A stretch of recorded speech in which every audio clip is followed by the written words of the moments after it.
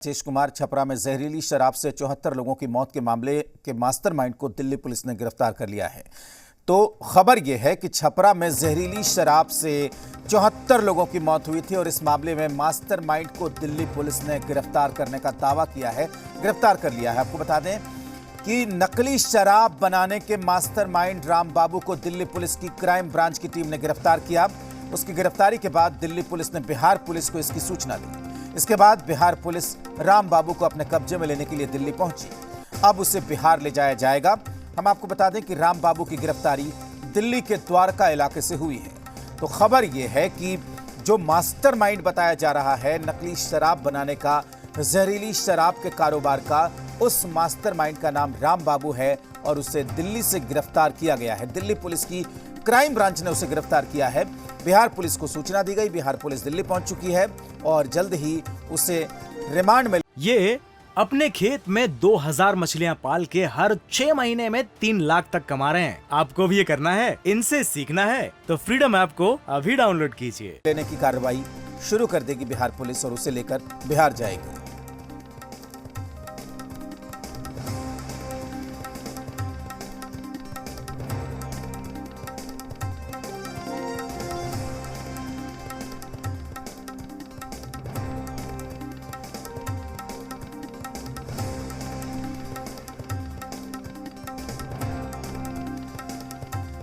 जहरीली शराब से बिहार में हुई मौतों के मास्टरमाइंड राम बाबू महतो को दिल्ली पुलिस की क्राइम ब्रांच की इंटर स्टेट सेल ने दिल्ली के द्वारका इलाके से गिरफ्तार कर लिया है। दरअसल बिहार में जब से मौतें हुई थी उसके बाद से ही राम बाबू महतो बिहार से फरार होकर दिल्ली के द्वारका इलाके में छुपा हुआ था। इस बात की जानकारी दिल्ली पुलिस की क्राइम ब्रांच को लगी और जिसके बाद क्राइम ब्रांच ने जो महतो है राम बाबू महतो उसे गिरफ्तार किया और उसकी जानकारी जो है वो बिहार पुलिस को दे दी है। बिहार पुलिस की एक टीम दिल्ली पहुंच चुकी है जो कि राम बाबू महतो को अपनी कस्टडी में लेगी और उसे बिहार लेकर जाया जाएगा। जिस तरीके से 80 से ज़्यादा मौतें जहरीली शराब पीने से हुई है उसका मास्टरमाइंड राम बाबू महतो को माना जा रहा था। उसके ऊपर पहले से 7 केस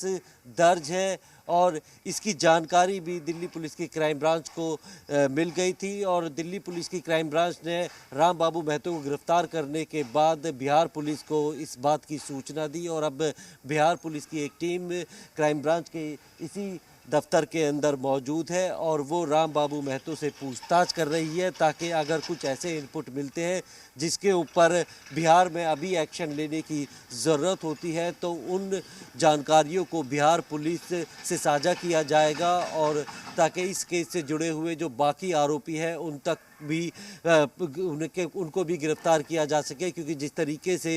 शराबबंदी के बावजूद भी इतनी संख्या में जहरीली शराब पीने से लोगों की मौतें हुई हैं जिस पर राजनीति भी काफ़ी ज़्यादा हुई थी, तो इस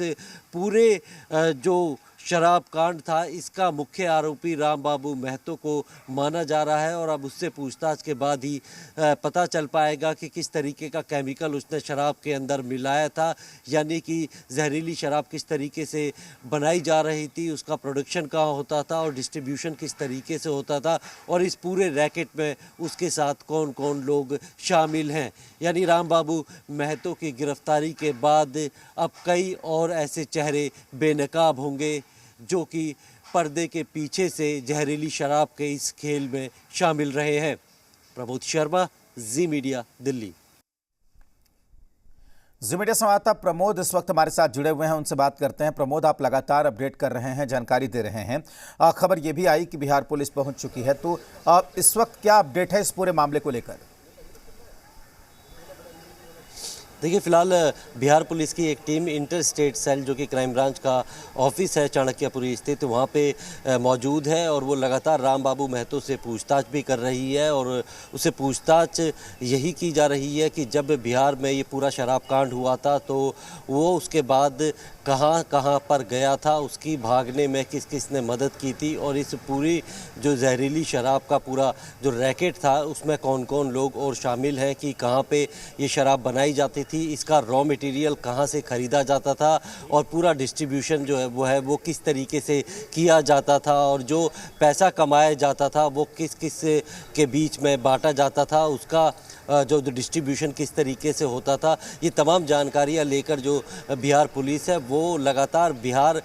में अपने सीनियर ऑफिसर्स को वो इन्फॉर्मेशन पास कर रही है, ताकि अगर जो राम बाबू महतो की किसी इन्फॉर्मेशन से फ़िलहाल जो आज या आज के दिन में ही कहीं पे रेड करनी है, किसी को जो है वो डिटेन करना है तो वो किया जा सके, क्योंकि दिल्ली पुलिस की क्राइम ब्रांच ने गिरफ्तार कर लिया है और हैंडओवर जो बिहार पुलिस को वो कर दिया जाएगा। और बिहार पुलिस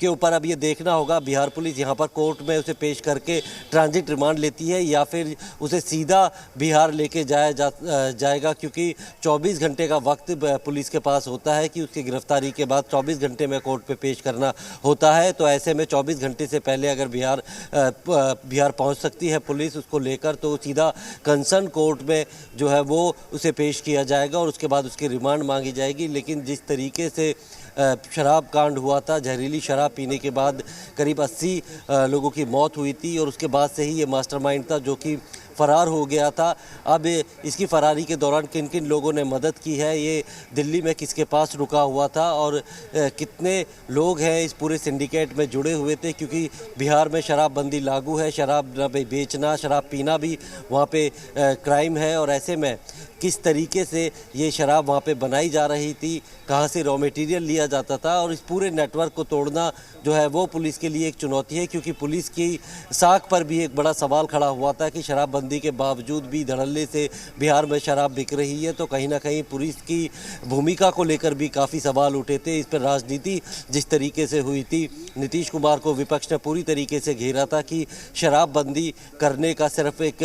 नाम दिया गया है, इस तरफ एक घोषणा भर की गई है, जबकि अवैध रूप से जहरीली शराब पूरे बिहार में आसानी से उपलब्ध है और उसे पीने के बाद लोग मर भी रहे हैं। और ऐसे में कई सारे सवाल खड़े किए थे और उसके बाद जो एक बाकायदा टीम का गठन किया गया था जो इस पूरे केस की जांच कर रही थी। लेकिन राम बाबू महतो को लगातार पुलिस ट्रैक कर रही थी। वो जब से लोगों की मौत हुई थी उसके बाद से ही वो बिहार से निकल गया था और बिहार के अलग अलग जगहों पर जाकर वो दिल्ली पहुंचा था और दिल्ली के द्वारका इलाके में छुपा हुआ था। जब क्राइम ब्रांच के इंटर स्टेट सेल को जो है इस बात की जानकारी मिली और इसको गिरफ्तार किया गया है। 7 केस इसके ऊपर पहले भी है जिसमें एक्साइज एक्ट भी है, यानी कि शराब के धंधे में ये काफ़ी पहले से रहा है। किसान परिवार से ताल्लुक़ रखता है, 4 भाई 2 बहनें हैं। तो इसकी पूरी जो क्राइम कुंडली है वो भी क्राइम ब्रांच ने निकाल ली है और अब इसको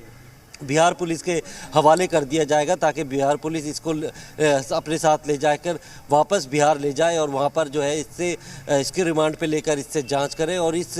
पूरे जो अवैध शराब का जो कारोबार हो रहा था इसमें से जुड़े हुए तमाम ऐसे चेहरों को बेनकाब करे जो कि अभी तक सामने नहीं आएंगे, जिनके सारे राज जो है वो राम बाबू महतो के सीने में दफन है। वो तमाम राजों को जो है वो बिहार पुलिस अब उगलवाएगी ताकि किस तरीके से जो अवैध शराब का कारोबार बिहार में हो रहा था, क्या सिर्फ राम बाबू पूरे शराब के सिंडिकेट का अकेला मास्टरमाइंड था या फिर इसके साथ साथ कई और ऐसे लोग हैं जो बिहार के अलग अलग जगहों पर जो है अवैध शराब का कारोबार कर रहे हैं। क्योंकि सीधे तौर पे शराबबंदी जब हुई थी तो लोगों जो शराब पहले जो कानूनी तौर पे जो शराब मिलती थी उसका रेवेन्यू पूरा सरकार को मिलता था, लेकिन शराबबंदी के बाद जिस तरीके से लोगों ने अवैध शराब